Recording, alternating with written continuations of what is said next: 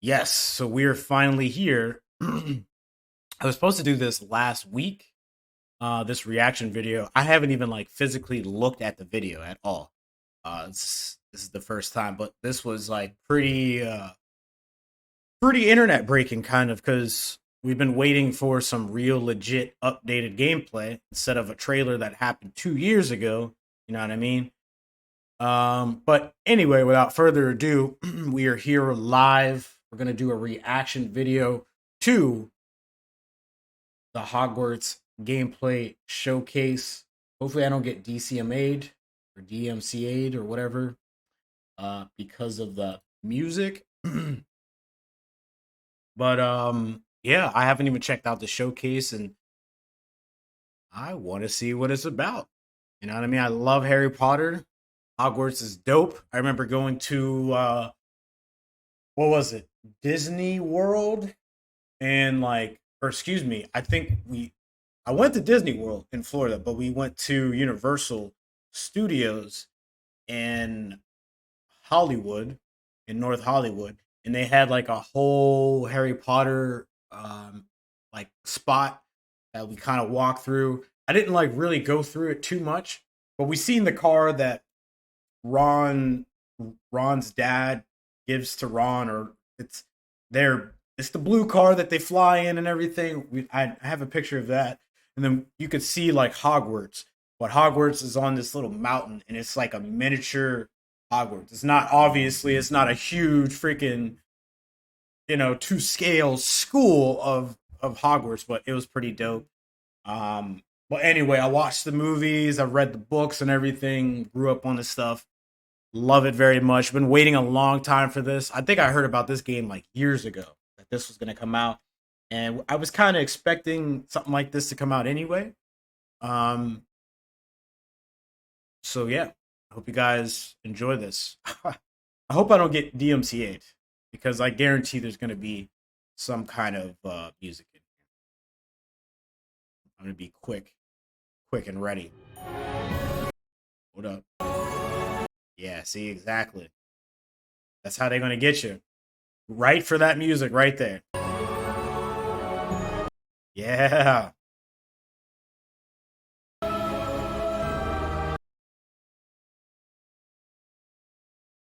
Okay. There's still music. Going through the forest or whatever. I forgot what they call it. The basilisk door opening up the room of requirement. Hey everybody, welcome to the Hogwarts Legacy Gameplay Showcase. I'm Chandler Wood, Community Manager here at Avalanche Software, and I'm honored to introduce you to our panel today. First up, we have community guest host, Ben Snow. Oh my god, I can't believe this is happening. Thank you so much for having me. And from the Avalanche team, we have Game Director Alan Tu. Hello everybody. And Systems Designer Mackenzie Toner. Hi. And finally, just off screen capturing gameplay for us, Andrew Corum. Today we'll be giving you a taste of the open world via broom flight, a deeper look at combat using the Dark Arts Battle Arena, and a look at your personalizable home within Hogwarts, the Room of Requirement, where we may even see some beasts. And we're starting right where we left off in our last gameplay showcase, just outside Hogwarts, which I love that you can walk out of the castle after walking through everything and then just come out here and take off on your broom out into the open world. And Alan, I know that's something that you particularly like about Hogwarts Legacy too. Yeah, I'm a big fan of just being able to hop on the broom and, and go anywhere. There's something about kind of like the sensation of everything being open to you, and just I love the proximity that I can get to things. I love flying close to the ground. It's Hagrid. And I kind of wanted to talk about it just because I feel like the brooms are fun for me, not just because of all those feelings of exhilaration, but because they're not just I have a broom and it's done. I actually kind of like some of the mechanics in it. So you see in the lower right, there's a meter there, and occasionally as Andrew's kind of flying up or flying down, you might notice it draining or not. And this isn't the present day where all the broom technology is well known and advanced and everything that we know and love. This is an earlier time where they're still trying to figure out. You know, we're not at the 3000 yet. We're at the we're at the 11. So, oh my goodness, The Nimbus I'm just 3000. so speechless right now because this is just so beautiful. The world just looks so. By the way, the broom, is that like the only one, or can you like upgrade that broom to go faster? Yeah. Why is this guy acting like brand new? See, stuff like when people act like this, it doesn't feel authentic. So we have a shop in Hogsmeade, actually a broom shop. And so that sells a variety of different brooms. And it was important to us that the player could customize themselves based on their own aesthetic. So they're purely cosmetic, but if you talk to the shopkeep and help him out, he'll actually sell upgrades. Yeah, and those upgrades will make it so that where normally the broom, you can only fly, you can only go at max speed. It's kind of like a turbo meter down there. You can only go at max speed without the meter going down, kind of closer to the ground. And as you raise into the air, you'll notice the meter drop. And so those upgrades will allow you to increase that distance from the ground. And the broom owner at the sporting goods store in Hogsmeade is trying to perfect the broom and get better at it and know it better. And you can participate that and get better and better brooms through that. I see. And I love that mechanic encourages you to actually explore the world and kind of stay close to the ground. It's not just a travel mechanic, point A to point B. You're not just flying high over everything, although it is beautiful, something I really love doing, but as well, there's lots to explore on the ground, and so kind of keeping you down at the ground level. And to me, it feels like it's got this kind of surfing vibe over the. Oh my god! Like I'm just like I want to snatch the controller from Andrew right now because I want to go to the mountaintop, I'm going to that forest, and to that hamlet, or well I don't know if that's how it's called. I think that's what it is. No, it's awesome. We're actually gonna land here, and I feel like that you call it a hamlet is just perfect, just because that's what we refer to it as, and so. We all know from lore that Hogsmeade is the only all-wizarding village within Britain, but we wanted other opportunities to kind of meet other characters out here and nice kind of and populate smooth. the landscape. So get onto the broom, barren fly as up, we leave out this direction. land, get off the broom. And so boom. we just imagine these different dwellings, these different smaller locations that wizards might live in out in the Scottish Highlands. And so it's those. And so we refer to those as hamlets, and they're opportunities to learn those wizard stories, how those different locations have kind of like learned to live, what their relationships are with characters at Hogsmeade and Hogwarts. And so they're both quest opportunities out here and a chance to kind of get to know more of the area, even beyond Hogwarts and Hogsmeade that we've already experienced. And you also notice on the mini-map like lots of little icons, and each one of those represent gameplay in the hamlets that you can participate in, whether it's a vendor or different puzzles and challenges or different secrets that exist. Each one of those icons are different opportunities for gameplay. And you'll notice that same thing as we venture out into the open world as well. So when you go out into the open world and you see those icons, whether they're on the mini-map or on your map or off in the distance, those things are opportunities to say, like, I want to increase my inventory capacity. They're puzzles left behind by old wizards, that you can solve that actually grant you those. If you see ruins off in the distance and you visit them, you might find opportunities to actually expand and learn about your ancient magic. And as you kind of encounter different enemies dotted on the landscape, sometimes those characters, poachers or dark wizards, might be hoarding different magical resources that are valuable to you as you're playing the game. So each one has kind of like a way to connect to our gameplay loops and provide different opportunities that just kind of reward you for poking around. I mean, I want to just cover all of those points on the map just by going over there. Well, we've flown on a broom already, but there is something that we haven't done so far, and that is getting on our flying mount. We're going to hop on our Onyx Hippogriff here. The Onyx Hippogriff is our pre-order bonus. Oh my god, there he just like pops out of the... That's so sick. Oh wait, you can use it as a horsey? I mean, a horse? I mean, that is a horse? Once again, why is this guy acted so super excited like he hasn't been working on the game? I mean, it's one thing if you're like working on bits and pieces of the game and you don't get to see the final thing. But like this dude is acting brand new. It's just really, really cringe. Yeah, as a hippogriff, you can totally ride it like a ground mount, and you can lift up into the air. Sick. And you try to make sure that each of those interactions, so the broom is really good at reaching that top speed, at at kind of traveling the world as quickly as possible. But sometimes it's really nice to get on the hippogriff because of that ground speed or those transitions. And sometimes it just feels amazing just to be riding around on a hippogriff.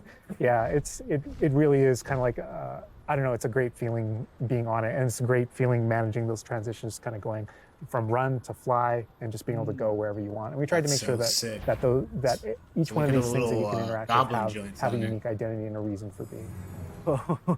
And oh my god, like I see like different like areas, like a swampy area. By the way, can you go to like entire map anywhere you go? There are regions that are like locked from you? Yeah, as soon as you, there's kind of a moment where the world kind of opens up to you outside of Hogwarts as a student, and right from that moment, early on in the game, you can go wherever you want. And so you might find more difficult challenges in different areas, and you'll see different spots as Andrew's moving around, like you mentioned, the swamp. But there, we have got like a coast, and we've got different types of environments out in the world just to kind of pepper your experience, reward you for exploring, keep things fresh. All those things exist as we're moving around. So cool. And I love that windmill. It's like so rustic. Like I keep forgetting that this is like 1800. You see how this guy acting brand new, dude? I'm not trying to hate on him, bro, but it's like, dude, stop.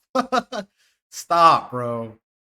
And this chick, she hasn't even spoken yet. I'm waiting to see what she has to say about all this. The Wizarding World we've never really seen before. Like it feels so authentic. Like it just, it's part of it. I'm not gonna lie.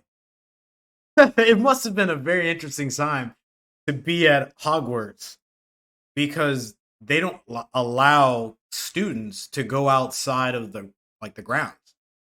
And in this game, they're allowing students clearly to just get on a hippogriff, fly a broom, go walk down the freaking path to that random town that I don't even know the name of, because that's not Hogsmeade, I'm pretty sure. That's very interesting. Yeah, I love this vista too, and I'm gonna have Andrew stop here. We're gonna use a bit of dev magic to change the seasons. Actually, I want you to see what this world looks like, covered in snow. Yes, yes, please. I love snow. That's all I want. Entering dev command. Oh, that's so sick. Oh my goodness. That's so This is sick. so pretty. Like, it looks so realistic. Oh my god, it changes the landscape like completely. Oh my god. Does it have like actual like gameplay impact? Like impact on the gameplay? Or does it like it's just the weather of Scotland? Yeah, we really use it as a narrative marker through the game. So Yeah, as you're makes progressing through your main storyline, it was important for us to kind of like have those moments that kind of felt like when you're reading the books or watching the movies where, you know, you'll see kind of like the title card winter and now the landscape has changed and you're really feeling that passage of time while you're a student, you know, going through your year at Hogwarts. That's and so sick. I think we wanted to duplicate that. And for me, it's really fun that it's not just on the outside, which I agree, I think it looked really beautiful, but within the school as well. So there are moments like when it reaches certain holidays or things like that, where Hogsmeade reacts to holidays and the school reacts to holidays, and you see the decorations around those environments change. That really helped just kind of make me feel like I'm there. Right. Yeah. And it's not just you know, for the seasons, those kind of vibe things. Like we have a day-night cycle, and that day-night cycle, even though similarly, like it's largely about vibe, when you go into Hogsmeade in the evening, there's less characters there. Around the school, you'll notice it kind of dies down and quiets down just when there's just candlelight and students kind of as you're walking through the halls. But in that day-night cycle is where we've kind of placed a few items where, you know, whether or not you can collect them or whether or not you can interact with them that are a little bit restricted by the day-night cycle. And I love Andrew's flying up here, really high up on the hippogriff. And we're just looking at this view of Hogwarts in the distance. It's just absolutely beautiful. It's part of what I love most about flying around in this game, whether it's on a hippogriff or on the broom. No, I mean, you talk about going anywhere and things that you can see in the distance, and that's one of my, I still can't get over, like, no matter, I played this so much, but I still can't get over the fact that I can see Hogwarts out there, and there's just something beautiful about knowing that all all of the things inside of it, the classrooms, the students, the professors, all the places I can go. I can just fly my hippogriff, land in the courtyard, enter the front doors, and just walk, to the library, to class, or to greenhouse, or to my common room. That it's all contiguous and just kind of like one space is still exciting to me. I'm I'm speechless right now. It's just absolutely beautiful. It's just, I'm pretty sure this is the lake where. This is the lake where Harry finds out that they killed the hippogriff or whatever, or Buckbeak. I think so. I think this is like in the 4th book or something. This looks really familiar, like this part right here. Experiencing the world. I think this is a great opportunity to switch over to combat. And last time we gave you a lot more time out here, just beautiful. It's just enter the front doors and just walk. Yeah, this looks to the familiar library, to class, right to here. Greenhouse, or to my common room. I'm pretty sure this is the area. That it's all contiguous and just kind of like one. Dude, this is the area because it has that little island there, bro. Oh, we got to look that up. Oh, we're gonna have to look that up. Still exciting to me after all this. I'm speechless right now. It's just absolutely beautiful. It's just, oh my God. as much as we want to spend a lot. Because Ron is upset that Harry somehow got his name into the Goblet of Fire or something like that. Maybe it's that one. Maybe it's Goblet of Fire. A lot more time out here just flying around, experiencing the world. I think this is a great opportunity to switch over to combat. And last time we gave you kind of an intro to combat. This time we're going to really go a lot more of a deep dive on using the Dark Arts Battle Arena, which is part of our Deluxe Edition. All right, Andrew's got us in the Forbidden Forest, which is where the Dark Arts Battle Arena is. Which is part of the Deluxe and Digital Deluxe Edition. I love the way that the Dark Arts Battle Arena is actually part of the world. It's integrated into the world, so your experience is more immersive than just choosing an option from the main menu of the game or something like that. Reason to go to the Forbidden Forest. Exactly. There are many reasons to go to the Forbidden Forest, but he's also wearing the Dark Arts cosmetic set, and here he's pulling out the Thestral, which is part of that Dark Arts pack from the Deluxe. And that you can only see if you've seen someone die. That's the only way that you could see a Thestral. Because obviously Luna Lovegood explains that to, or Hermione, I think explains that to Harry or something like that. I'm pretty sure Luna explains it to Harry. But anyway. That's sick. You get a Thestral. So that's a part of this whatever edition, or Dark Arts edition, which I'm going to have to get. And this makes me want the physical copy. Like something like a game like this, I want the physical copy and like the best thing, like the best one. Digital Deluxe Edition. So we're going full Dark Arts here. That's good. That's what I'm going down.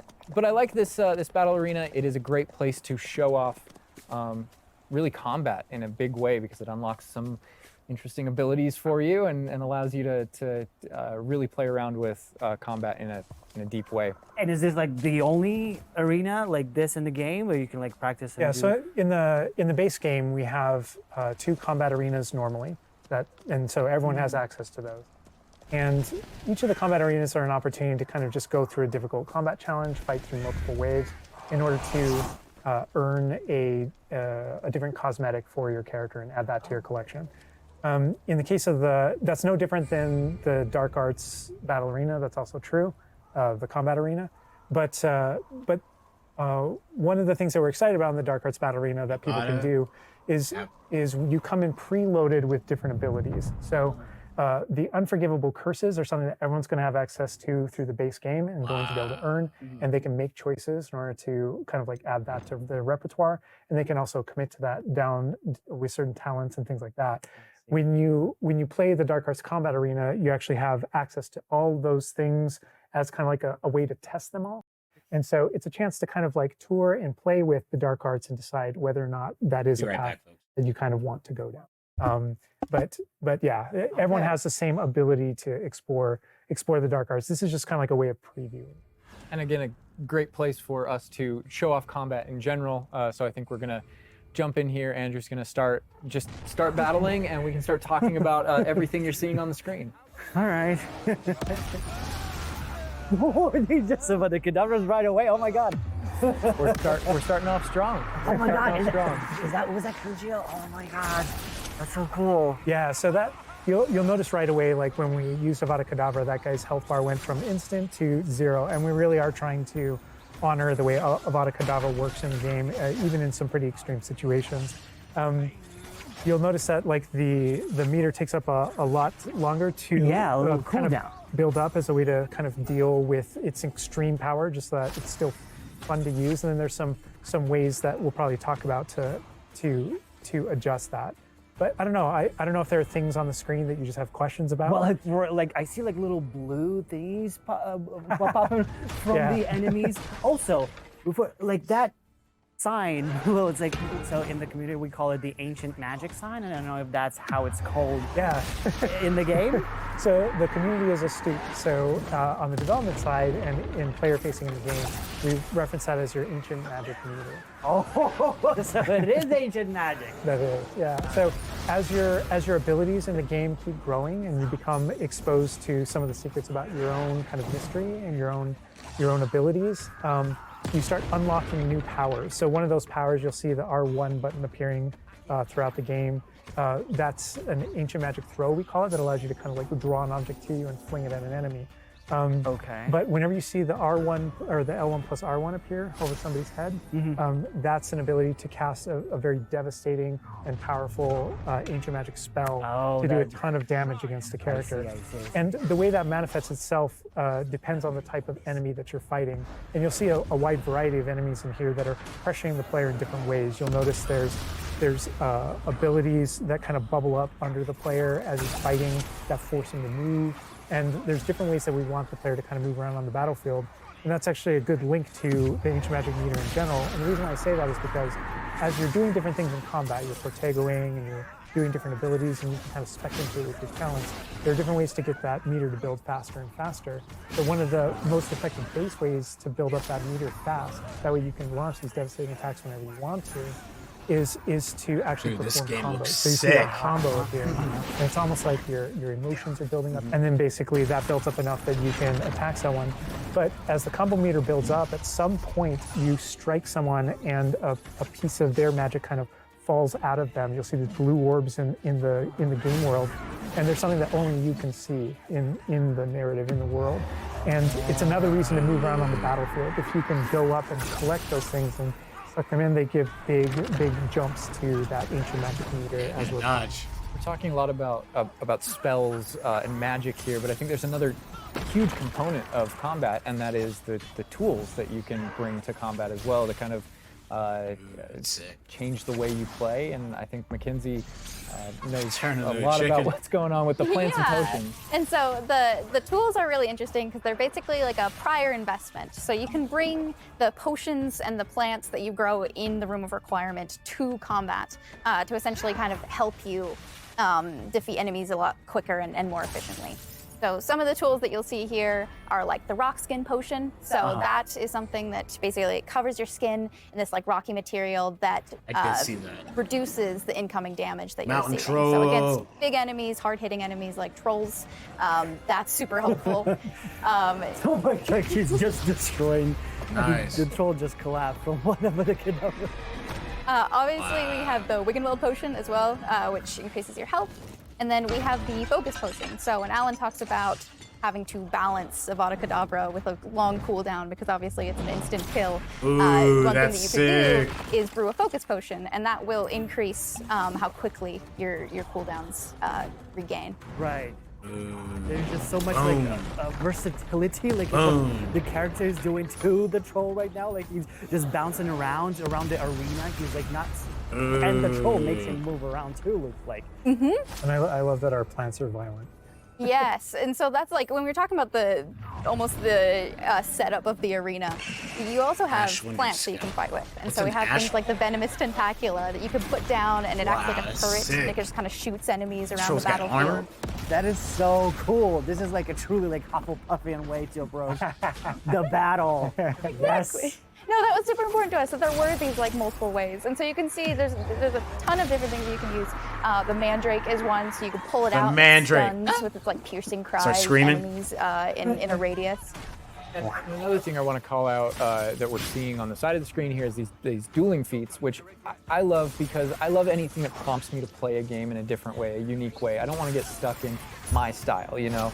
And so this is a way to, if you want to get stuck in your style, go for it. If you just want to blast people with spells, go for it. But we also want to have disintegrated things over here that may make you use certain plants Hit or homeboy certain with an potions anvil. or block more or... Yeah, we mentioned the field guide challenges in the prior stream, and the field guide challenges, this is the way that the field guide manifests like challenges for you to do in combat. And exactly to your point, we just wanted a way to encourage players to explore the different systems, to help them decide, to just kind of practice with them and explore what they want to be, because there really are so many different ways that you can push talents. When you see the green X's on characters, That's right. and that's kind of through your talents you can unlock this kind of cursing mechanic that sort of like links the fates of these different characters on the battlefield. That way, as you get as you're cursing different characters, they all begin sharing damage. And so we have things like Avada Kedavra, which is the insta-kill, but if you curse everyone before you insta-kill this one guy, they can all drop dead for that kind of ultimate Voldemort fantasy. And so, Oh my god. there are dark arts fantasies. There's fantasies about being more of a defense against the dark arts character, things like that misty step that you see occasionally being used on the battlefield. And we can also spec into our potions and plants to make them more powerful and more efficacious. So it's all about which type of player you feel like you are and whether or not you want to play with prep, on the fly, or with deliberation, and those are all different options. That is so cool, because like it's like I see so much like going on the stream, just so much complexity, and I want to just try it myself, like which style works best. I mean, I feel like it's the dark arts is going to be the easiest route, but You're our ancient audience. magic, to be honest, feels like much more powerful than just the dark arts. Yeah. To be fair. And speaking of plants and potions, we're going to be putting the dark arts away, put those unforgivable curses away, and heading to the Room of Requirement, which is your home within Hogwarts, a personalizable space that actually has some utility as well, where you get to brew things and grow things and also care for some beasts. Why does it look like this? Right, Andrew's got us in the That Room of looks good. Requirement, wearing, we kind of went casual mode on the outfit here, wearing a nice jumper. This looks exactly like the room that what is that kid's name? From Fantastic Beasts. This looks like the place that he goes into, where his whole domain is at. I've seen this, and I think that's a good jumping off point for the personalization of the space as well. Not just your character and the visuals of your character, but actually this space is a place that you can make your own. Yeah, it was super important to us that this space really did feel like your reflection as a wizard. Damn, bro, so 60 you can frames change is the dead. architecture in Needs to be here. 120. Different themes throughout, starkly different themes, to really just hammer home that this is yours. That's Oh my sick. god, what? This is beautiful. We never expected that to be. Oh my god. That's the thing, is not only can you change the architecture here, but you can actually conjure little objects into this space, as you can see. So there's like statues that you can do, and ornaments, and tables, and rugs, and just a bunch of little things that really flesh out the space and bring it to life. Oh my god, because like we had an idea that those places where you brew stuff, that's where you can change, but you can do all of this. Where do you even get this stuff? Like, there's a furniture store? Yeah, so we call them conjurations. And the conjuration recipes can be purchased at Tomes and Scrolls in Hogsmeade. Sick.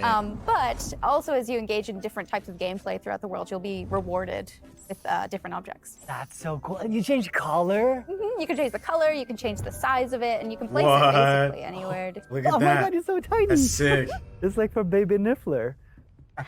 And I love how the system too or is Dobby. designed. It's not mechanical; it's immersive. Yeah. And so you get the magical effect of conjuring it in, and you're actually doing this in the world as your fire. character. But the way you've blended like that gameplay with the immersive design of personalizing Oh the my space. god, like, and I love the animation, how it like appears, you know, like it's not just like there, it's like it almost like it apparates. It is really quite beautiful, and that was the thing, is we wanted that to look really nice, because the magic in the wizarding world is everywhere. sweet. It's physical, it's kinetic, and it's whimsical. And we really wanted to nail that whimsy in this space. Another thing that I wanted to discuss is that not only can you like conjure things and you can change their look, but you can do that with the utility objects as well. So you can see that we have planting pots and potion stations, and you can change the look of those as well. And these are the areas where, as we had mentioned previously, you'll be growing your plants, you'll be brewing your potions. Right. Wow. So while you're also doing these like kind of nurturing based activities, this is also the space where you would bring your gear to be identified and gear to have like traits put on it, which I believe Alan can talk to. Oh. Yeah, we keep bringing up appearance and how it looks, and on a, like in the game, you can look like anything you want to whenever you want to. But the player will be finding different types of gear, that we call it, as you progress through the game. And essentially, we just know that clothes and different items in the wizarding world can have different magical properties. And as you explore and as you adventure and as you defeat enemies, you're going to be finding different pieces of gear that have different abilities, and that can help you in your journey and are a major part of you kind of growing as a wizard and advancing as a wizard. And so there's a huge list. and not all the time, whenever you get a new piece of gear, you don't necessarily know exactly what it does. And so there is a station inside of the room of requirement that you can conjure. It's one of the first things you conjure, called an identification station, where you can actually bring that gear that you're uncertain about and learn what its abilities are. Right, yeah, that's so cool. And then as the space advances even further, and the space will eventually grow its own rooms, and you're going to get new recipes, like Mackenzie's talking about, all these different things keep expanding. And as it expands, eventually you're going to earn what we see here, which is called a loom. And when you set up a loom, it's an ability to essentially customize exactly which magical properties are on your gear and take any piece of gear and adjust its properties and tweak what it does. And I mentioned earlier that you can make anything look like anything. The collection of appearances, we call it, or cosmetics, we've been referring to it in this stream. Those types of things you can use, and you can apply a look to any other look. So if you get a piece of gear, you put it on, you look like that, but you can change it to look like whatever you want. That's so cool. And like you can just put some ability to this sweater, but then you can just swap that ability. Yep. And the appearances, you can edit whenever you want in the gear screen. The loom is specifically about applying traits and applying larger upgrades that just kind of grant you greater statistical advantage or give you really specific abilities that blend in nicely with where you're trying to go with your combat fantasy or talents and things like that. Interesting. I'm just seeing that they're just like pumpkin fur, mooncalf fur. Where does that come from? Yeah, and so you'll notice that the ingredients that are used to add traits and to upgrade your gear are based around beasts. So this is where we get into the beast care section, which is inside this vivario. Kind of bigger space on the inside idea. And so you can see here we have a couple of beasts out. We have a grabthorn and a mooncalf and take care of his animals. And a neasel as well. So quite a variety.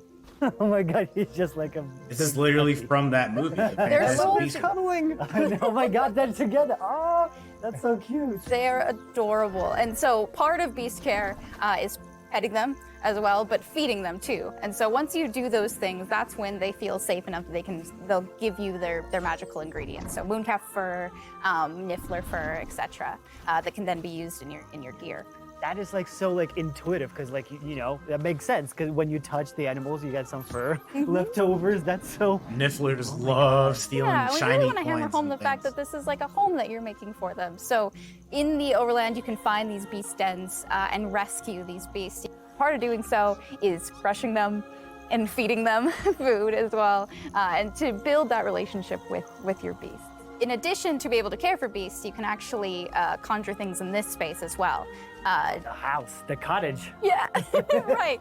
And so we have like a lot of little ornaments in this area, and a lot of them are purely cosmetic, but they look really cool. Again, it's the personalization of this space. Oh my goodness, no, this is like, I'm gonna spend 8 hours just designing this whole area to personalize. This is like cool. It's like you have this little play area, like a personalized fish tank, so to say, just for the creatures. I love it. Yeah, no, totally. And there's like a decoration aspect, but there's also, we were saying inside as well, is there's a utility aspect to it too. So as you progress in the game and you're able to purchase more conjurations, you're able to speed up your process. So one of them, for example, is the food processor, which allows for the beasts in the space to automatically get feed, so you don't have to do it manually.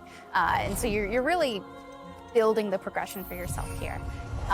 In addition, there's also a toy box where you can play with your beasts. You'll see here, yeah. So you can, there's a bunch of toys in it, and each beast has their own favorite toy. So as you can imagine, the moon calf really likes the moon ball, or the Neasel, as like a little cat, really likes to chase the yarn ball as well. Right. And they're super cute. Oh my God. Watching them, it's so cute. Hey, that's cool. The big thing we really wanted to hammer home is that the world is a dangerous place. And so by going and rescuing these beasts and bringing them back here and caring for them, you're really helping them out. There's poachers in the overland who hunt these beasts for their material. So instead, you're caring for them. You're giving them a home. Right. Oh my God, this Raphorn is just gigantic. Wow. But he looks like my dog. Looking at my dog right now, for sure. You could actually name them as well. So like your dog. So getting back into that personalization, you know, yeah, we didn't want you to just like throw in, oh, here's a Graphorn in here. Like, this can be named whatever Andrew's about to name them. Bruce. It's a good name. Nice. You know, we've created this really nice space, and you can get additional vivariums, correct, to different kind of aesthetics and looks to where you're keeping your beasts and caring for them. Progression is a big part of this space as well. So as you progress through the story, you will unlock more vivariums. So as you can see, this one's quite meadow themed, big, open, bright. But there's other ones, say like a swamp that you might encounter. And it's really a visual effect to and more space for your beast. Oh, so it's like those, so when we're inside the room requirement, there's like on the left, there's that moon glow from one entrance and then some shrubbery going on in the right. Is that what you're talking about? Yep, that's exactly it. Ah, oh, you put trees in here too. Oh my goodness. And another thing with the beast care that I think is great, you know, tying back to this same kind of thing that you did with like the broom, where the broom is not just a method of travel, it's actually built in and integrated into the world. In the same way, like beast care isn't just this added element. You're not just throwing it on top. There's really this like narrative and integration to everything connects. So as you progress through the missions, you'll expand the space. Because otherwise, it's cool that you're putting us in the game, but it almost seems like it would be a waste, and that they could be using this time and money and the manpower to make this on the stuff that they obviously aren't putting in the game, like the Quidditch and so on and so forth. But if this place truly has more meaning than just a little hangout spot for you to waste a little time taking care of these pets, then okay. My thing is, it's like, it still looks like it's a waste of time, but it's so cool that they have that on here, especially because there's people who love the Fantastic Beasts kind of movie series or whatever. They would love this. I love this stuff because the beasts in this world are pretty dope, and I mean, it adds another element of like you being at Hogwarts, and you know. As you earn resources, you'll go into Hogsmeade and use them to unlock the gameplay here and unlock new conjurations and different things to play around with. In the open world, it's in those different environments, like the different combat and conflicts and bandit camps and different things like that exist in the overland. Those things are what hold recipes that exist in the loom. So all these things have a way of connecting. Moonstone that you find out in the world is the resource that we use to conjure everything that's found throughout the world. Forageables are used for recipes. So really everything's like a cycle and keeps you coming back. But even with the story that's being told too, I think people know who Poppy is and that she has a particular affinity for beasts. Yeah, I mean, I think everything we're seeing here, you're going to be venturing out into the world, and this is just kind of the tip of the iceberg, even of kind of like your interactions with beasts in that narrative. So you bringing up Poppy, there are more kind of mysteries to discover and things to discover out in the world that have to do with her and that have to do with caring for beasts. And so different characters have their own stuff that just kind of make this all just kind of like the beginning of your journey. Well, we could spend hours in here, but we're gonna have to end the stream now. What do you think about what you've seen today? I mean, I'm just so blown away by how beautiful it looks. The open world seems so detailed, and there's so many things to do. And like the combat, we're gonna spend like 2 weeks or more just breaking it down by pieces. There's just so much to this world. Like, I'm so happy you guys did this overall gameplay. And that's just the tip of the iceberg. We've got more for you to discover and find on your own.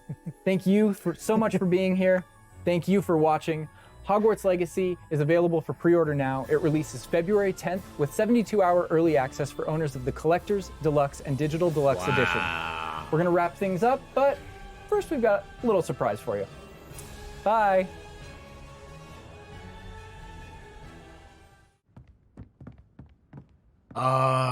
No way, this is Dumbledore's office. Where's Dumbledore?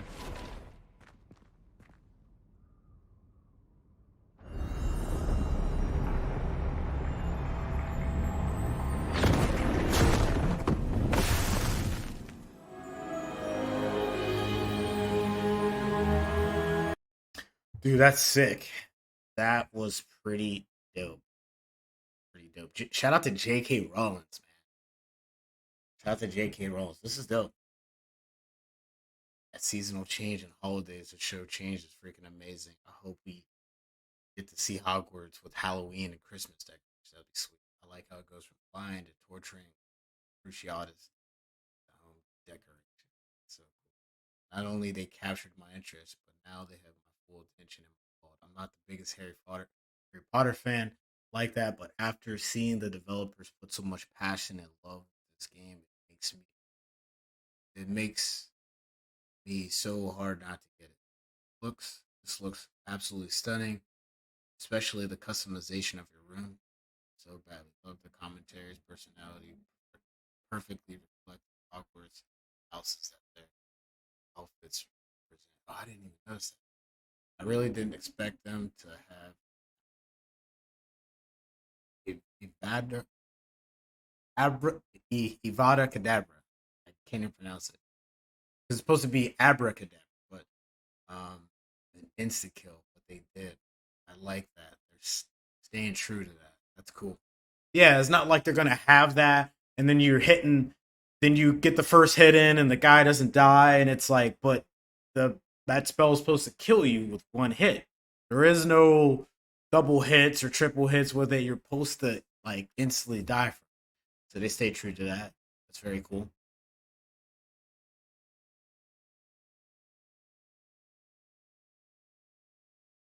Yeah, but it's missing Quidditch though.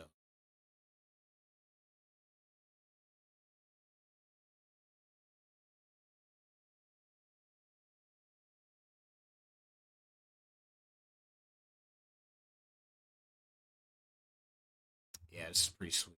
Who is this guy again? Welcome to the Hogwarts Legacy Gameplay Showcase. I'm Chandler Wood, Community Manager here at Avalanche Software, and I'm honored to introduce you to our panel today. First up, we have community guest host, Ben Snow. Oh my god, I can't believe this is happening. He's a guest host? What does that mean? So he doesn't have any control of the game, not doing anything, he's just like, what? Okay, but anyway, look, man, I had so much fun. I think like checking this out. I think the best part for me is just the fact that you can get on your broom and like just dip out anywhere. Or I think the best part for me is when you get on the hippogriff. That's pretty sick. But just the open world and you're able to just pull up like anywhere is very cool. What I have questions about is that you're probably not going to be able to leave this valley that Hogwarts is in. I assume that everything's going to happen in this valley in the school, and you're not going to be able to leave it.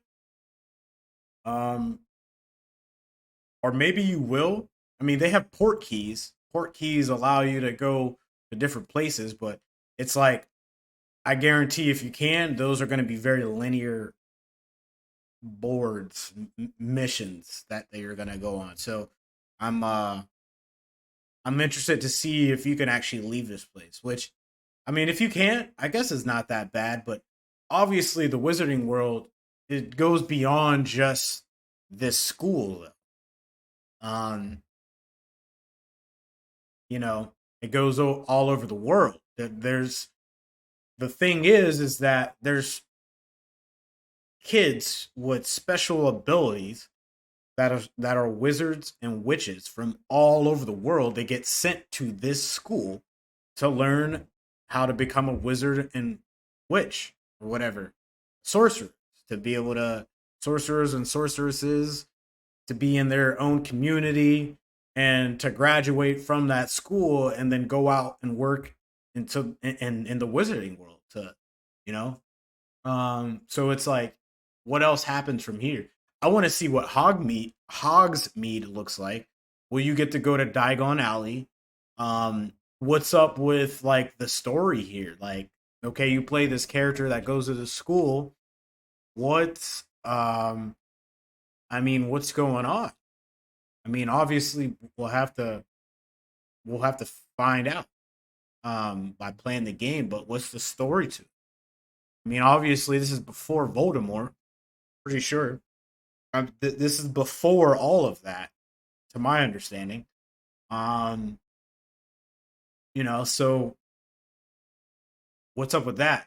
Is there any famous wizard or witches that you'll get to meet that have been talked about in the stories or in the books or in the movies? Will you get to see any of them?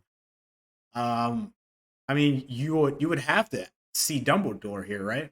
He would probably be a student. I feel like I don't remember the whole lore behind that because he's like over 100 something years old or something like that. Um, so it's like, okay, where does this cut off at? See, it's like loading as they're going through. So where, like, what's the end product? Where's the map at? I want to see how big the map is. They're obviously not trying to show you that. Okay. Um, I mean, this is sick. This is pretty sick. Okay, so the water is out there. So this is like the coastline. So pretty much this is as far as you're gonna go. What about the other side of Hogwarts? Can you go on that side? Um,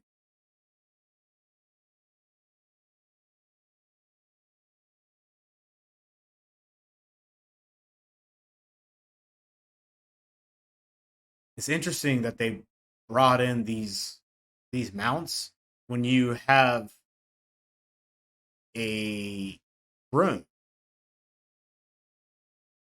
You know, I'm just trying to see what the significance of. I mean, it's cool. It's a part of the lore, obviously, that they have this, but it's like I guess one wasn't enough. Having the broomstick wasn't enough.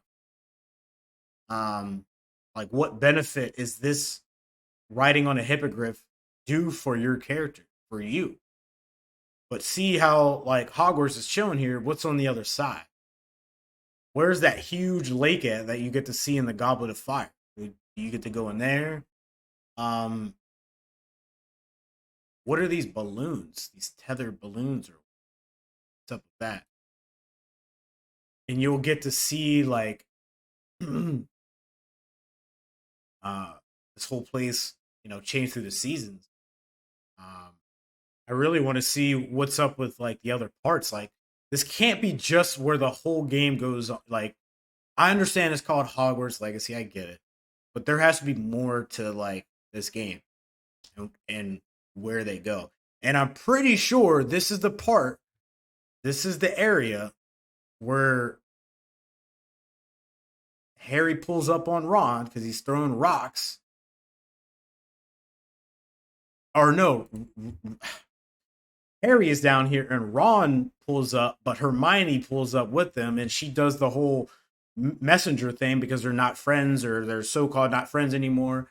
And she goes, Hagrid or Ron wants me to tell you that Hagrid wanted me to tell you that that Buckbeak is gonna die or be put to death um because of what happened to Draco Malfoy at the beginning of the movie, where Buckbeak just like annihilates his freaking arm, Draco Malfoy's arm, and he's like, "I'm gonna get you for this," and he runs off like a little girl. And anyway, I'm pretty sure this is where they have that scene at, which is just really cool. Like that's immediately the first thing that like struck me here. What about this? It's called the Forbidden Forest, right? Where you're not supposed to go. They got all the magical creatures, the animals, and the centaurs, and like whatever they're called, and the spiders. So what's up with that? The combat looks pretty cool. You get to go into this place where you get to train and do. So they have a specific place where these people are doing this dark arts stuff, which is seems very interesting that this is like right next to Hogwarts. You would think that Hogwarts would not be about this, but I mean, this is obviously happening under their not under their supervision. You know, they have no knowledge that this is going on. The guy blocks out all this stuff. You get to go in this fight. So you're getting to parry. You're getting to use the Cruciatus curse. You're getting to use all this dark arts magic. Very cool. You're going up against humans and I guess these goblins. And then you're going up against the trolls. Ash Winter Scout. And this arena here where you get to practice. But obviously your life is on the line because these people are actually trying to kill you. You're using these curses on people. Yeah, the combat looks pretty dope. Yeah, the combat looks pretty dope.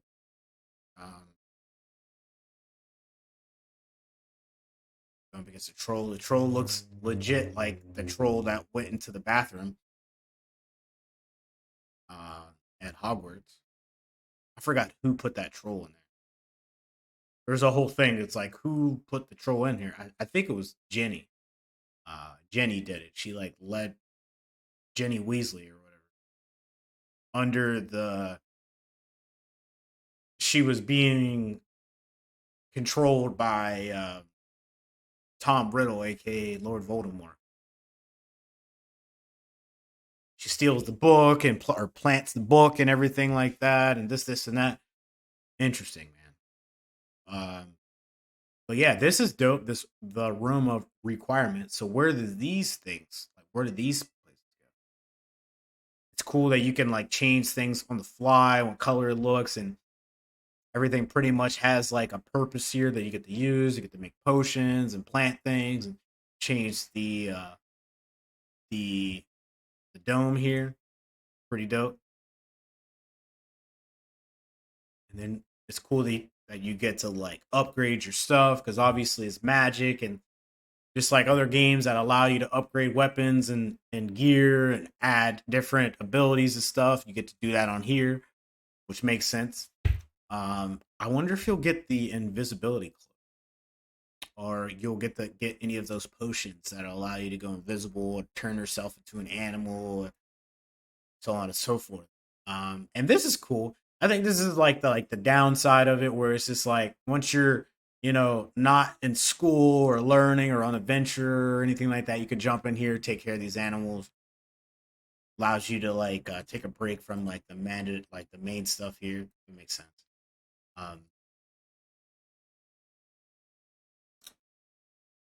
Yeah, I think this is fire. It's pretty cool. I can't wait for it, man. It comes out February. I think he said February or something.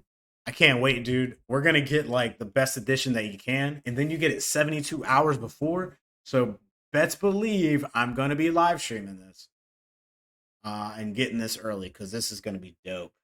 This is gonna be dope. I'm really looking forward to this. I can't wait for this to drop. Yeah, big Harry Potter. I'm a very huge Harry Potter fan. Love the series, man. I grew up on it. I get goosebumps every time that I hear the actual theme song, and I always I immerse myself into that series when I see the books or like when I see the movies. It just brings me back to when I was a kid, and my family would like me and my cousins would go to the movie theaters to like go watch these movies. And when I was in school, elementary school, I would get the books, and each book came out a year apart. Like there was a point where Sorcerer's Stone came out, and then the Chamber of Secrets came out the next year or 2 years later, and then it was the Prisoner of Azkaban, the Goblet of Fire, the Order of the Phoenix, and then um, what are the other two? Um, it's just I can't even think about it. Really want to go check out. Whoops.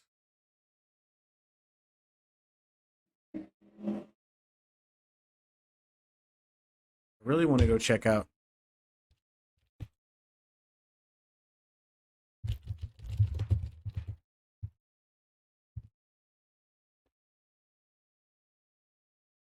What was that? That was yeah, that was the Goblet of Fire. But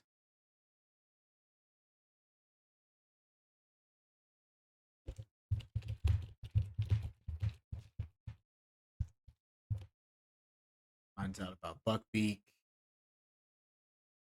Um yeah, there's a lake right next to this spot, and he goes there, and it's a part of that scene, or like you could see that in the game. I don't know, but just a huge fan of it. I can't wait for it. You guys are definitely going to check me out on that. If you guys enjoyed this reaction video, make sure you guys hit the like, share, subscribe, and the follow button. I would deeply appreciate it. Hit me up on Twitch, Instagram, YouTube, and TikTok at Kicking It with Timmy B, and then hit me up on Facebook and Twitter at KIWTB Gaming. I love you guys so much, and I'll see you guys in the next one. Peace.